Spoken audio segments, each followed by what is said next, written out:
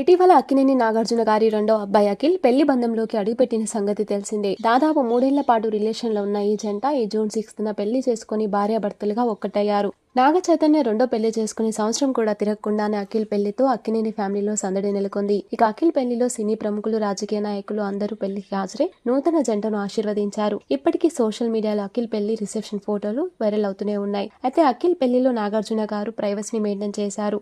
కొన్ని పెళ్లి ఫోటోలు మాత్రమే షేర్ చేస్తూ పెళ్లిని నిర్ధారించారు. నాగార్జున గారు పెళ్లి ఫోటోను షేర్ చేస్తూ మా కుమారుడు అఖిల్ మరియు జైనాబ్లు పెళ్లి బంధంతో ఒక్కటయ్యారు.